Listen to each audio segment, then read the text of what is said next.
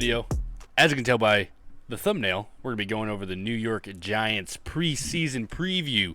So all you New York Giants fans, don't worry. We got you guys. We're going to be giving all the details on offseason moves, draft moves, and kind of what they're looking like for this season coming up. And but before we get into that, make sure you guys hit that like button, hit that subscribe button, and turn that notification bell on so you're notified anytime that we upload a video. Now, with Daniel Jones being back in the driver's seat and Skycam Glennon not trying to throw touchdown passes anymore, not that he did a very good job with it anyways, let's get into it. Let's do it. Just starting off first, just get into it. Go over 2021 really quick before we get into this offseason. The Giants, they finished with a record of 4-13 last year. They were 31st in points, which if you watch their offense was pretty accurate, and 23rd in points on defense and points allowed. This is PFF's grade, so take it for what you will. You know, if you believe in them, you believe in them. If not, then, that's totally fine. But the team overall grade, they ranked in 30th last year, 31st in offense, 25th in defense, and then 30th in special teams. So all around, just a poor season, and it kind of showed like that. But getting into the offseason, you guys got rid of Joe Judge, Jason Garrett. You guys got rid of offensive coordinator, defensive coordinator, special teams coordinator. You guys kept. You guys replaced pretty much everybody in the offense and the defensive coaching room. Like, it is a whole new regime out there. We'll throw it up there for you guys if you guys want to take a look and see who's coaching where now and the changes that's happened. But the big one, I think, is Brian Daboll, obviously. New head coach, former Buffalo Bills offensive coordinator, Mikey's favorite team. And I'm happy to see what he can do. I mean, Mikey can attest more because he's watched the Bills, tear apart and absolutely bum butt the Patriots the last few years offensively. So, but Screw that guy. No, I'm just kidding. Yeah, he's worked with Josh Allen, who was very raw, and Josh Allen became one of the best quarterbacks in football. So kind of hoping that can happen with Daniel Jones. Is this the last year of Daniel Jones? Is this his last straw? I mean, he's like, as somebody like an outside looking in, I'm surprised that Daniel Jones is still starting. I don't know about you, Mikey. I mean, I think he's only starting because he's the best they got. So, and you wasted, what was he, the 8th overall pick? 6th overall pick, something like that. He was high in the first round. So, I mean, top 10 for sure. Yeah, you kind of threw all your bags or all chips in one bag or whatever there for him. So, I mean, kind of got to write it out for his rookie deal and see if he was the guy or not. So, but yeah, I think that's the only reason he's starting is because he's all you got. So, keep going, Mikey. You got it. Well, we can keep going with coaching and everything. The new offensive coordinator in Mike Kafka. Yeah. Sounds right. Yep. Defensive coordinator in Wink Martindale. New special teams coordinator in Thomas McGahee. How do you say that? McGahee, I would say. Yeah, McGahee. That's what I'm saying. Like the only coach that's returning. Oh, well, there you go. Oh, yeah, he is the same. Yep, there you go. New QB coach and Shea Tierney. Running back coach and DeAndre Smith. Wide receiver coach and Mike Groh. Tight end coach and Andy Bishop. Offensive line coach and Bobby Johnson. D-line coach and Andre Patterson. Linebackers coach and Drew Wilkins. That was outside linebackers. Another linebacking coach in John Igorugu. Who knows? Something like that. And a DB coach. And same DB coach, though, and Jerome Henderson. So, we're not going to sit here and act like we know these guys and what they could do. I mean, with positional coaches, It's a little bit more difficult than that. You can tell who's good after they've been there for a while. One of the guys that I'm excited about is just the Mike Kafka, obviously. Hmm. Being in the experience with Andy Reid and being in KC, he was the passing game coordinator. He was the quarterbacks coach. So being a player, he's been with Andy Reid for so long. He used to play under Andy Reid and now coaching with him. He's bringing that good coaching experience with the quarterback, working with Patrick Mahomes to Daniel Jones, which is exciting. And it just kind of seems like that's a good meshing point with Brian Dable and him to build a diverse offense with some dynamic weapons that you guys do have that hopefully can stay healthy. Kind of moving into like the free agency portion for you guys. Just roster cuts. We'll throw it up there for you guys. James Bradbury, he got cut, and he's now at the Philadelphia Eagles. Logan Ryan, the safety, he's on the Bucks now for a 1 year deal. Austin Johnson, he's on the Chargers. Evan Ingram, he's down in Jacksonville now. Jabrili, Red Hot Jabrili Pepper, he's on the Patriots. Sadly, wish he came back to Cleveland. I miss him. Will Hernandez, the offensive guard, is now on the Cardinals, and we'll get into this a little bit later. Lorenzo Carter on the Falcons, and then Keon Crossan going to the Miami Dolphins. With this new regime, they just need to draft much better. Will Hernandez was one of their first round picks, and he's already gone. He didn't even make it through the deal. And you can't be having that, especially when it's something that's been like so like poor for you guys is the offensive line play. That's a huge problem why it's been unsuccessful for you guys in a little bit. However, guys sign. We'll throw that up there as well. It's a good list. Mark Glowinski, the offensive guard, who's a really good offensive guard. So you're replacing Will Hernandez with somebody that's better. Coming over from the Indianapolis Colts, you guys got him on a 3 year deal. You guys got a good backup quarterback in Tyrod Taylor, who's played for Brian Dable at some point. You guys got another offensive lineman in John Feliciano. You guys got Matt Breida, the running back. You guys picked up Ricky Seals-Jones. You guys picked up Matt Gono, a good rotational depth piece. Hopefully you don't have to see him on the field too much because it's bad if you do because it means guys are hurt. But he'll play at some point for you guys this year. Same goes with Jamil Douglas. And then you guys picked up a couple more depth roster positions and Shahir Ward, Justin Ellis, and Richie James. If you notice that like a lot of these aren't really big contracts up there. The Giants had very little cap space to spend. They've been one of the worst cap space teams in the last few years. Like they just had none to spend for the most part, which is quite interesting. But we'll see how it goes this year. When you guys went into the draft, we'll get into the draft. Primary needs for you guys were, edge, offensive line, and corner. And then, secondary guys, you need linebackers, safety, maybe a tight end. You could use a receiver, running back, defensive lineman later on, but nothing too big. And then, Mikey, if you want to go ahead and get into the draft for us, let us know what they picked up because I think they did a good job. I think they did as well. Starting off with pick number 5, getting Kayvon Thibodeau, edge out of Oregon. Dude's a freaking beast. Dog. Sir. That draft with the kid. Yeah, that was really awesome. That was so sick. Yeah. Made that kid's life. Good for them. Exactly. Good on them for that one. Then the 2 picks later, number 7, getting Evan Neal, tackle out of Alabama. Arguably one of the best in the draft, if not the best, depending on who you ask or who you watch.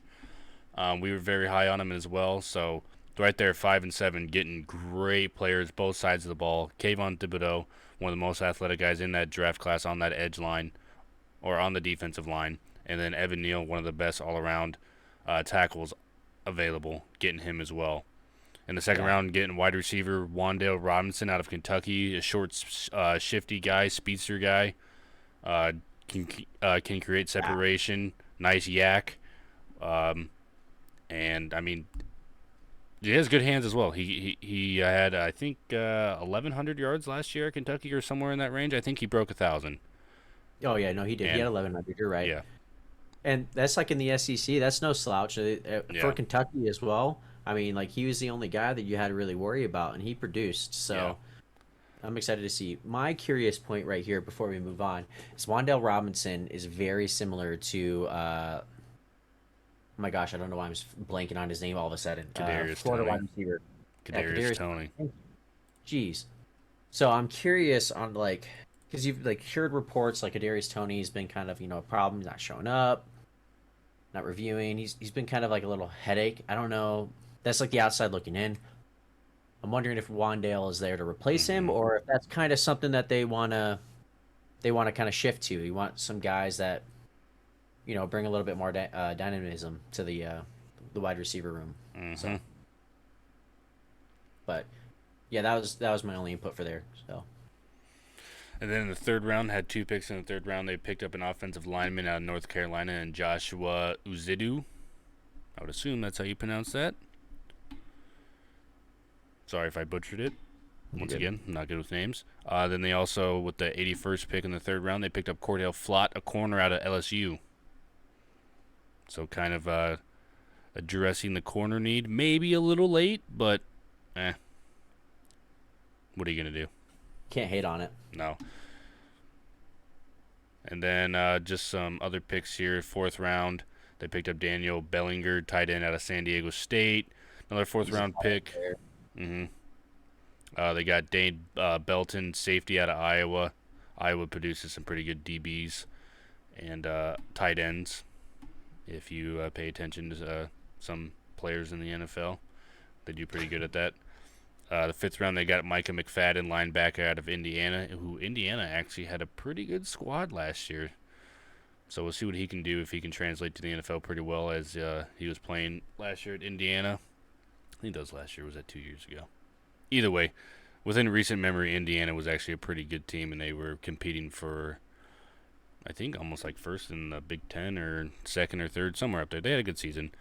Also in the fifth round, getting DJ Davidson, defensive lineman out of Arizona State. They had 3 fifth-round picks. The last one here, 3 of 3. Marcus Mckethen, another offensive lineman from North Carolina. So doubling up on the North Carolina lineman. Must have had something going there. Must have had some studs. And the Giants were like, yes, sir. Bring them here. So they got 2 North Carolina guys. And then rounding out their draft class in the 6th round with the 181st pick, Darren Beavers, linebacker out of Cincinnati. That legendary Cincinnati defense that was just a thing that is no longer a thing now. Sad days, but um, that kind of like brings up the point for the end of the off season and free agency window for you guys. We're kind of getting in there. We got some like kind of training camp topics and stuff to look at. Darius Slayton, one of the biggest Darius Slayton defenders overall. I like him. I think he's good, but if they cut him, they save like $1.5 million. So I don't know if they'll keep him because they've got, if healthy, they've got Tony Galladay, Shepard, Wan'Dale Robinson. They just signed Richie James. So like how many you're gonna keep. So that's an interesting note to see, like if Darius Slayton will still be on the squad. 3 QBs are on the team right now, so we'll see if one of them would get cut. Obviously, it wouldn't be Tyrod Taylor or Daniel Jones. What's his name? Davis Webb. Yep, Davis Yeah. Webb. There's no fullback, which isn't like a huge deal, but it's a little bit different for the Giants. They usually do, but maybe you just slot in a tight end in there, and not a huge deal. And then to see who's gonna win that starting lineup for the offensive line is gonna be really important. Um, but not anything like really big. Just really the Darius Slayton thing is kind of like the biggest one we want to just to look out for. But going into the season, the main storylines and questions we got, to see what's going on, is Daniel Jones good? I think It's 3 years and you don't Yeah. know. Go ahead. He's been kind of very unlucky with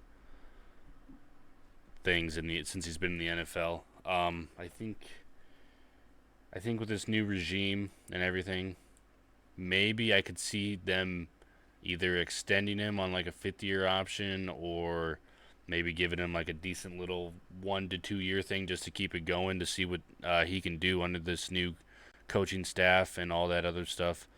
But is Daniel Jones good? It's still hard to say. He's shown flashes where he has been okay. Like he's been very exceptional. Um, can play in the NFL, and then there's just he's an inconsistent quarterback. But that's also due to, I would say, scheme of the offense, coaching, and other things going on probably within the organization, and just bad coaching, in all honesty. So, is he good? Who knows? There's flashes of it, and then there's flashes where he's not. Yeah.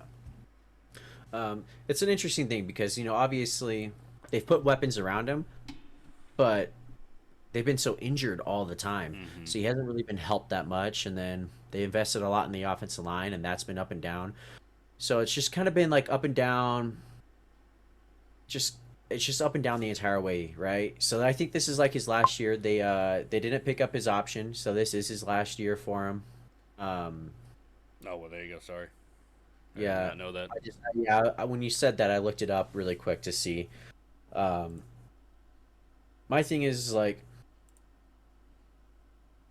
can he win you a Super Bowl? Does he show you he's got that ability? And I don't think he's got that like electric or elite Yeah. ability to do that, right? But then again, he's had awful coaching, so we'll see. That's going to be one of the fun storylines to watch this year. Is Daniel Jones good? Can he keep his job or Yeah. whatnot? Um, I would say my expectations are very low. I would give it about a 10% chance he starts for them next year. I don't think so. Yeah, I don't think he I will either, but who knows? Maybe he pulls a cat then out the of the bag biggest, here. yep. Then the biggest one right here, Saquon Barkley. Um, I mean, there's really no way to like sugarcoat it. He had a really bad 2021 year. Mm-hmm. He was not solid. He looked slow and not as explosive as he usually did. Like slow for him, not slow, right? Um, he he lacked some explosion. He also, got hurt again a little bit, missed some time, and he just didn't look like the same decisive running back that he normally was. He usually, he put his foot in the ground and he bounced out. There's been something like reports that came out where some NFL executives have talked about where they don't see Saquon Barkley. He doesn't like to play running back. He doesn't like to get those 3 to 4 yard gains that require you to put your head down and just do it because that's what's the right thing to do. Everything's got to be a home run for him, which is semi true. I mean, it's got some merit to it, but I mean, Saquon's a great dynamic weapon. Um, so I'm excited to see if Kafka and Dable are able to use him really well because coming from the Bills and the Chiefs, the running back position is not really something that's been incredibly has been used incredibly well. And then Saquon, his contract is up at the end of the year. So are they going to tag him? Are they going to sign him? Like, do you want to put a lot of money that Saquon's going to require to keep that guy around, even though he's been injury prone? I'm not sure with Saquon. Mm-hmm. And kind of What sticking do to you that overall health thing. They were obviously banged up last year too in the skill positions. Three of their last four first-round picks have already been limited with injuries this offseason in Andrew Thomas, Kayvon Thibodeau, and Kadarius Toney. And this team doesn't have the depth to succeed in people getting hurt. So I don't know if they need to hit the weight room more, get on a better diet, drink some more milk, or eat some more Wheaties. I don't know, but they got to do something because that team is injury ridden all the time. So hopefully Kayvon Thibodeau will be all right. It seems like he would be. It was just a little like hip thing, Just right? a little tweak, yeah. Yeah, Like they said he'll be back for camp, so I'm not too yeah. worried about it. But and then lastly, just going in right before we kind of get done with the video, the the improvement or impact on coaching changes. Uh, let's see the differences between. I mean, that offense has nowhere to go but up. If you've watched our videos from the very, very, very beginning when we started, where we were just doing weekly recaps of the games every week, which I doubt a lot of you were. We did not get a lot of videos, but the Giants were anemic to watch. I think they went like a 3 week period, and it was like 9 quarters straight where they didn't score a point or Yeah. score a touchdown, or an offensive point or something like that. And it was like watching the most like disgusting thing I've seen. And then not to mention, like the big highlight that everyone's seen, the QB sneak on their own like 3 yard line on a 3rd and 9. Like, you don't believe in your team that much from the 3 yard line to even run a play. But I guess we'll see at the very end.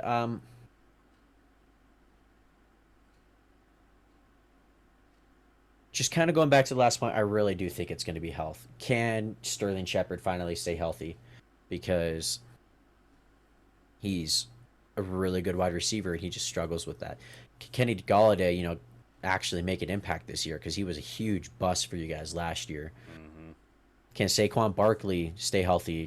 Give the threat of having him there. I mean, like we talked about, somebody said that he's not really like a true running back. He doesn't like to. Well, something he can do is catch the damn ball. Mm-hmm. So catching the dang ball and running it, that's something that he does very well, and so does Wan'Dale Robinson, and so does Kadarius Toney. They just make people miss. They've got the weapons. So I'm excited to see what they can do. They're one of the teams that like you look at and they're like, they have the weapons, and it just doesn't ever come to fruition. Mm-hmm. So let's hope that Dable and Kafka could do that. What are you looking forward to? Thinking. Honestly, I'm not looking forward to much with the Giants. Don't really care for them. But Why yeah. is that, Michael? What? Why is that? Why don't you like the Giants? There's one saying that I live my life by. I can't say it on here because contains a specific word that will need to be bleeped out, but I'll bleep it out myself, and it's the Manning brothers. Yeah, well, So, as a normal NFL fan, we all appreciate what the Mannings did and not making Tom Brady win more. So, thank you, Giants. We do appreciate it. Hopefully, you guys can get back there soon. Um, we kind of just ending it off. You guys finished last year 4-13. Mikey, are they getting better? Are they getting worse? Are they going to kind of sit around that same threshold? What do you think?